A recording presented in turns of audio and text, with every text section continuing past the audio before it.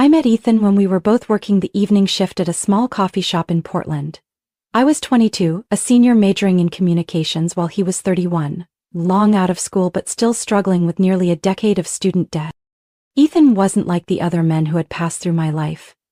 He wasn't charming or full of empty promises, but there was something in the way he looked at me that made me feel genuinely heard. We started talking after a few shifts together. Mostly about small things, like how the espresso machine always broke down at the busiest hour, or how he always played jazz in the background, even though no one but me seemed to notice. After just a few weeks, I got used to bringing him a pastry at the end of our shift, and he always quietly waited for me to lock up so we could walk to the bus stop together. We weren't officially dating, we just grew into each other. My family wasn't well off. My parents divorced when I was in high school. My mom worked night shifts as a nurse, and my dad had moved to another state with his new wife. I'd always been independent, studying, working, and saving every penny so I wouldn't have to move back in with my mom after graduation. Ethan had a difficult family story too. His father had a gambling addiction and his mother was always scrambling to cover the debts. He once said something that stuck with me: "I'm not afraid of being poor, I'm afraid of being stuck." I remember looking at him for a long time after that. Maybe because that fear felt so familiar to me too. After I graduated, I was lucky to get a full-time job at an ad agency. The pay wasn't great, but it was stable. I rented a small apartment in the suburbs of Beaverton. Not too far from downtown, but quiet enough for me to breathe after long days. Ethan was still working part-time as a barista and occasionally picking up event setup jobs for extra cash. He told me he hadn't finished paying off his student loans, and because his income was unstable, he couldn't get approved for a decent place to live. I knew he was trying. I could see it in the dark circles under his eyes after late-night shifts.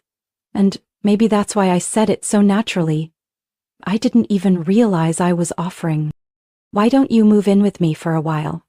He hesitated, then asked quietly, "Are you sure? I don't want to be a burden." "Ethan, I'm not trying to rescue anyone. I just don't want to see you crashing on couches week after week."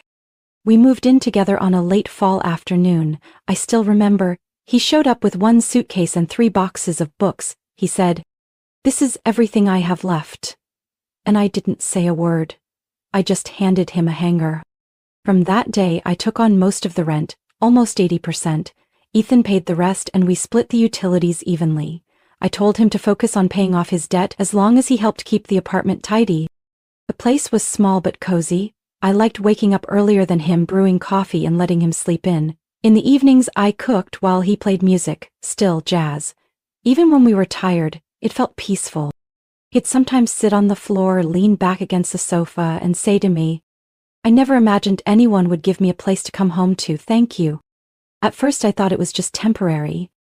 I told myself Ethan was trying, that he just needed some stability, someone to believe in him, and then he'd find his rhythm again.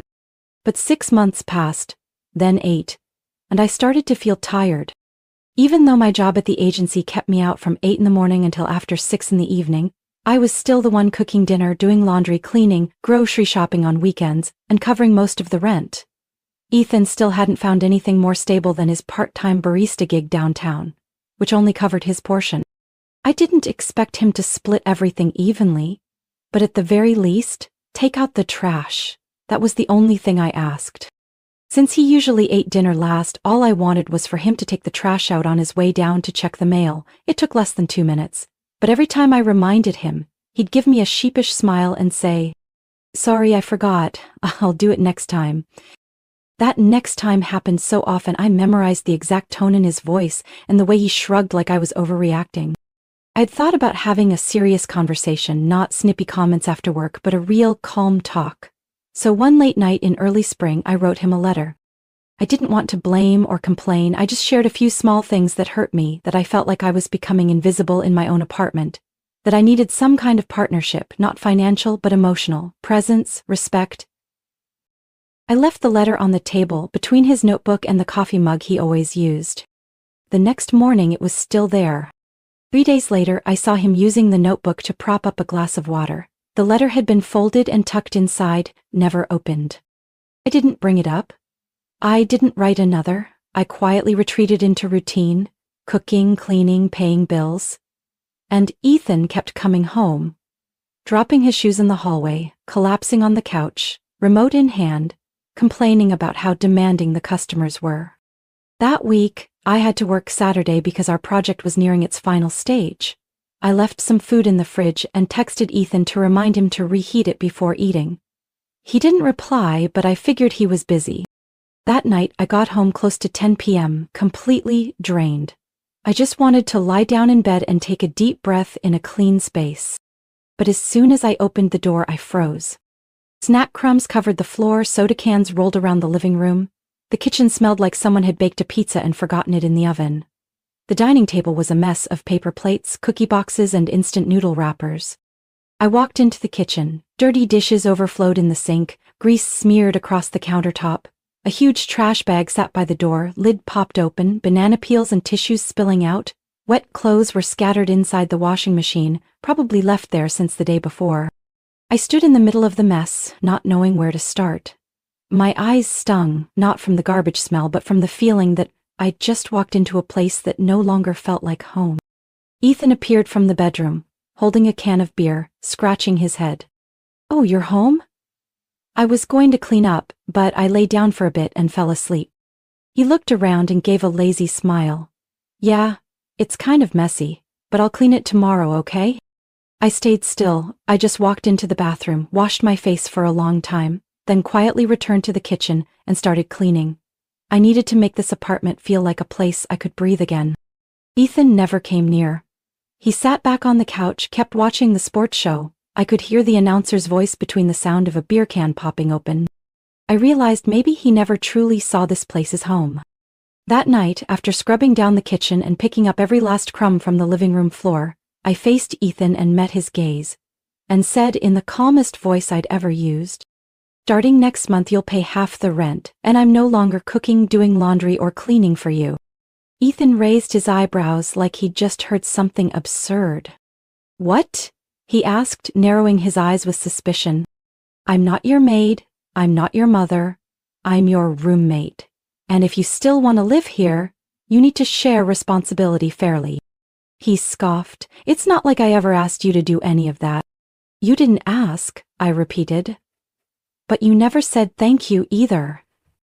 Ethan sat down, ran his hand through his hair.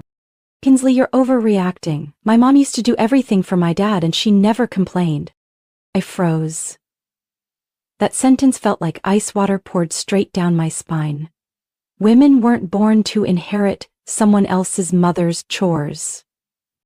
Without a word, I went to my room, closed the door, and wrote a to-do list. One that didn't include him. Ethan's name wasn't on it anywhere. From that day on, I changed. I woke up early, made breakfast just for myself, and left the kitchen spotless every time I used it. I bought a small laundry basket just for me, so my clothes wouldn't get mixed with his constant pile. I even installed a small digital lock on the washer, only I knew the code. At first, Ethan thought I was sulking. He didn't lift a finger, still left his wet socks on the couch, dirty dishes in the sink, and waited for me to cave like before. But I didn't budge. When he asked, "Aren't you cooking anything?" I replied, "I already ate." When he frowned at his wrinkled clothes, "Where's my white dress shirt?" I just said, "It's not mine." One time, he was late for work because he couldn't find a single clean pair of socks. I watched him run around the apartment tugging at his hair, cursing, then looking at me like I was the reason his world was falling apart. I just sipped my coffee, read the newspaper, and stayed silent, like I lived in a completely separate life. A week later, my company held its first quarter review meeting. Even though the recent project had been intense, I gave it my all, and for the first time that effort was recognized. My boss, Cynthia, stood at the center of the room, smiling as she spoke. "I want to give a special thank you to Kinsley. No one expected someone who's been here less than a year to turn such a tough campaign into a creative win. She not only worked hard but had excellent instincts. Kinsley, fantastic job." Everyone applauded. I blushed but couldn't stop myself from smiling. That evening, at home, I told Ethan the story while reheating leftover pasta. He was sitting in front of the TV, beer can next to the remote. He listened, said nothing. When I ended the story with a joke, My boss even called me a woman who leads. He gave a dry laugh. Yeah, because women these days only care about leading. What do you mean? He shrugged, his eyes colder now. Nothing, just sometimes I wonder if you want a boyfriend or a subordinate. I tightened my grip on the glass in my hand but didn't react. I got it now. Ethan didn't want a partner. He wanted someone to serve him and admire him quietly, unconditionally. I said calmly, "If you want to be served, find someone else. I'm not her anymore." Ethan had no words, but for the first time, that usual smug look in his eyes was gone. In its place, confusion. I didn't care what he was thinking. I was finally learning to think for myself. About 2 weeks after that quarterly meeting, I walked through the front door after work and found Ethan sitting at the kitchen table, sweating, holding a bank debt notice. Before I could say anything, he spoke first. "Kinsley, can you lend me $2,000? I set my bag down on the chair. "For what?" Ethan looked at me, so straight, so shameless. "I want to buy an engagement ring for Bella." I laughed. I didn't know if it was from shock or bitterness, but there wasn't a trace of humor in it. "Come again?" His face didn't change. "Bella is kind, mature, and traditional. I think she deserves a proper ring." "And you think I'll help you buy a ring to propose to another woman?" I asked, my voice so cold it startled even me. Ethan blinked. "It's not like that. I mean, you always supported me. You believed I could do anything." I held his gaze, then slowly shook my head. "No, Ethan, I used to believe, but that belief is gone." I simply took out my phone, opened the banking app, and transferred my final month's rent payment, my half, to the landlord. Then I looked up and said clearly and firmly, "You have until the end of the month to move out of this apartment." The next night, Ethan came home reeking of beer, his shirt wrinkled, his eyes bloodshot. 3 short knocks landed on my bedroom door, then pushed it open like this was still his home. I was folding laundry, so I just glanced over and asked, "What is it?" He leaned against the doorframe, slurring slightly. "I don't get it. Why are you being so cold?" I set the pile of shirts aside. "Because I've run out of reasons to be kind to someone who only knows how to belittle decency." Ethan laughed. "This is all about that marketing team lead position, huh? You think you're hot stuff now? Think you don't need anyone, so you're kicking me out of your life? It's not because I'm good at what I do, it's because I refuse to become a shadow in someone else's story." He stepped into the room, raising his voice. "Women these days are terrifying. Always strong, independent, don't want to be wives, just want to be the boss. I'm not afraid of being a wife. I'm afraid of marrying someone who makes me apologize to myself every day." Ethan went silent for a moment, like he'd just been slapped with ice water in the middle of the night. I walked to the door and opened it. "I'm tired. Say whatever you need to say, then let me have some peace." He searched my face for one final flicker of sympathy. "Bella can give me the kind of life you never could," he said. "Well, congratulations," I smiled. "You should go be with her. And don't come back here again."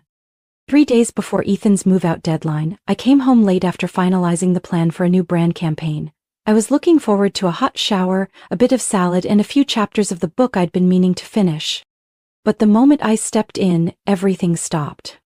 In the living room, under the warm yellow light, the scene burned my eyes. Ethan was lounging on the sofa, and beside him was a blonde woman in a tight dress, holding a large designer bag. She had her legs propped on the coffee table and was laughing loudly as Ethan poured wine into her glass. I recognized her immediately. Bella, the woman Ethan once called just a close coworker. The one he planned to propose to, with a ring he wanted to buy using money I was supposed to lend him. The one he said was sweet, traditional, and not like you. No warning call, no text asking if I'd be home early. I paused for a moment, then acknowledged them with a slight tilt of my head. "Hello," I said, keeping my voice steady. Bella glanced at me, lips tight, eyes indifferent. "Oh," she said slowly, "I thought you'd already moved out." Without a word, I set my coat on the chair and walked to my bedroom. But as I finished changing and went out to get water, I heard Bella's voice from the living room. "Are you serious? I still don't get why you lived with someone like that for 2 years. Ethan's laugh rang out. "Trust me, I don't know how I lasted that long either. But she was convenient. Covered most of the rent, cooked, cleaned, didn't complain like other girls." I froze behind the door, my hand clenched around the cabinet edge. Bella snorted with a sneer in her tone. Wow, you really let her support you. Not exactly support, Ethan replied, like he was reminiscing about an old joke. I just took advantage, really. I mean, back when I was dead broke, who wouldn't want someone willing to pay 80% of the rent without asking questions? Then he added, in a tone I'll never forget. She always tried to please me. Kinda sad, honestly, but she had no spark. You know me, I was never into plain girls. I stood motionless. Not because I was surprised, but because his words confirmed everything I had long suspected. I had been used. Not just for money, but for my trust. I didn't walk out. I didn't confront them. I returned to my room, quietly opened the drawer, and pulled out an old trash bag I'd saved for getting rid of clutter. One by one, I removed every photo from the walls, those snapshots I once thought were real. I took down every memory, like peeling off a mask I'd worn too long. I stared at the bare white wall in front of me and knew I'd just turned the page. No more halfway. No more forgiving selfishness disguised as love. Ethan could sit there with his wine and his new girl, but me? I wouldn't let this end in silence.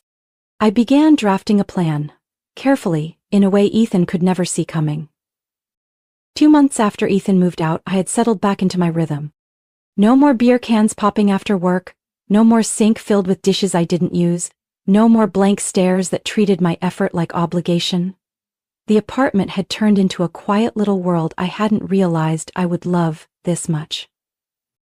But then, on a Tuesday evening as I entered the apartment lobby and checked my mailbox, I found an ivory envelope with gold trim.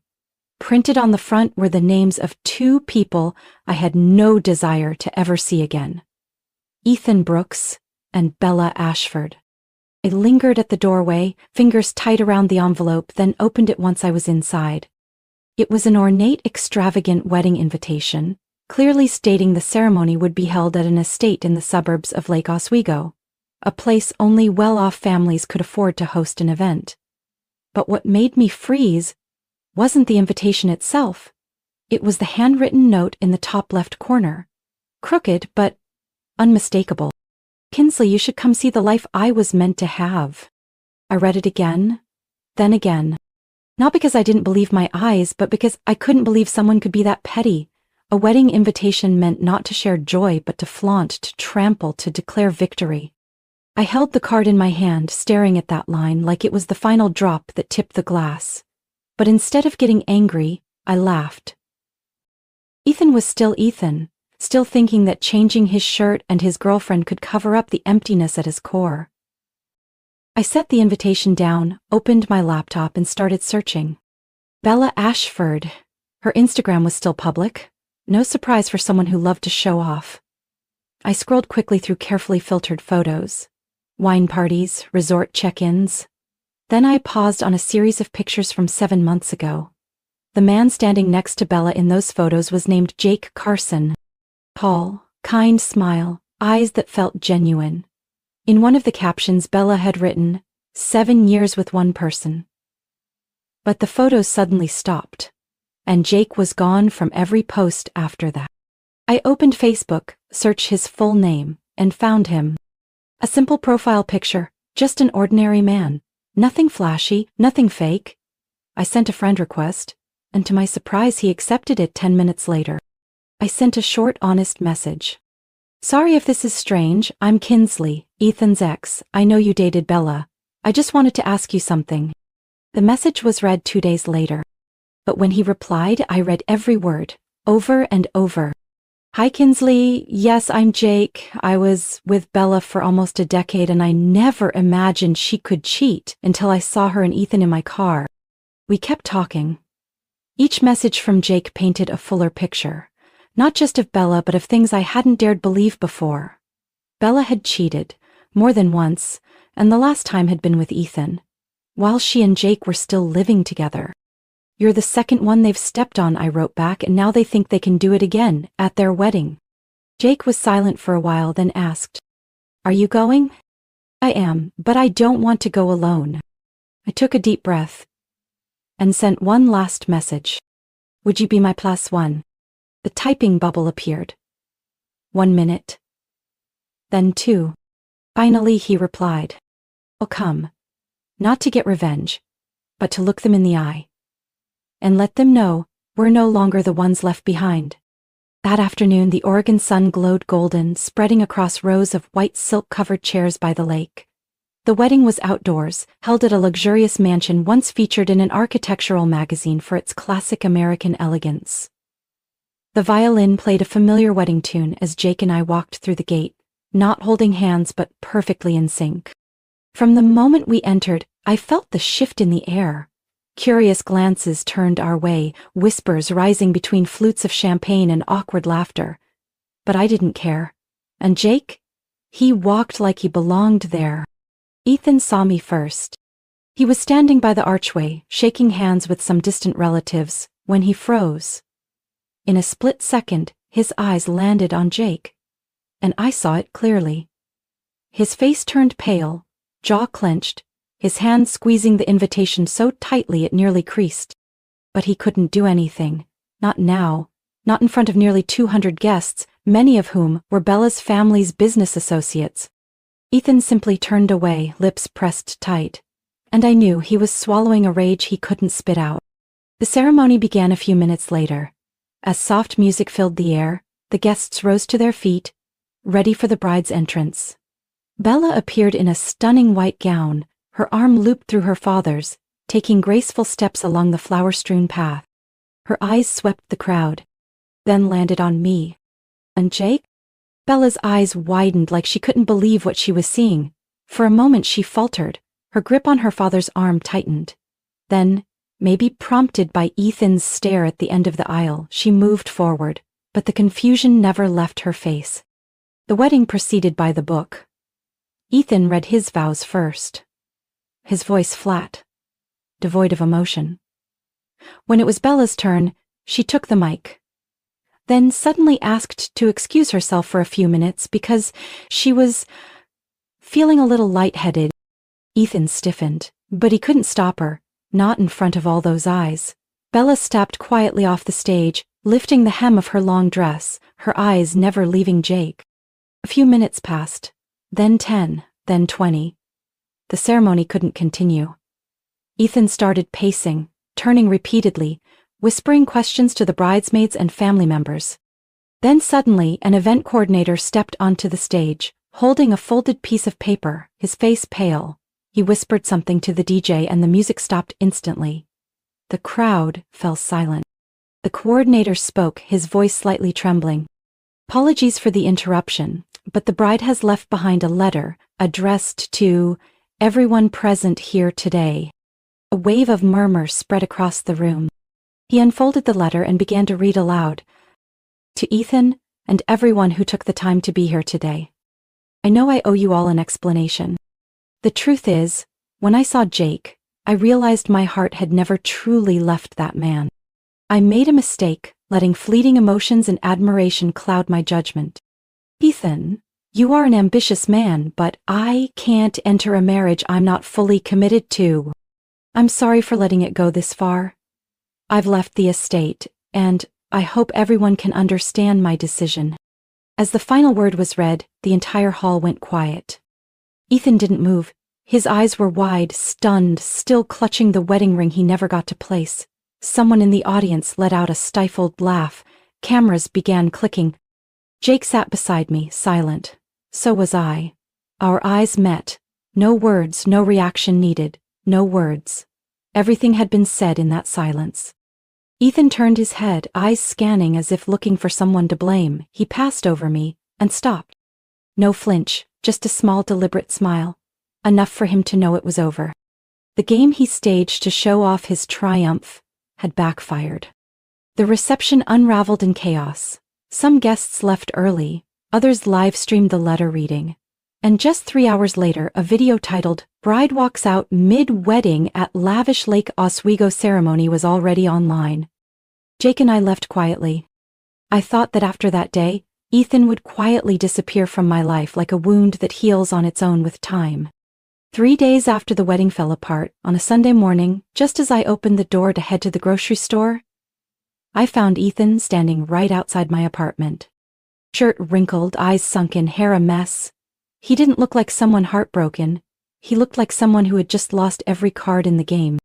"Feel proud now?" His first words, no greeting. I stayed calm, arms crossed. "Why are you here?" Ethan stepped closer, pointing at me like I was the root of every disaster. "You ruined my life. Do you even know what you did? You brought Jake to the wedding just to humiliate me." I looked at him for a long moment, then replied slowly, "I didn't ruin your wedding. You destroyed it yourself with your own greed and lies." Ethan opened his mouth to say something, but I raised my hand, cutting him off. "And if you don't leave right now, I'm calling the police. Believe me, I'm not bluffing." He stepped back half a foot, eyes still burning red. "You always think you're so righteous, don't you?" I didn't answer. I closed the door in his face, not letting another word in. That same afternoon, I called the locksmith to change all the locks. At the same time, I scheduled the installation of a hallway security camera. I wasn't going to live in fear of a man who didn't know how to stop. I also blocked all contact from Ethan.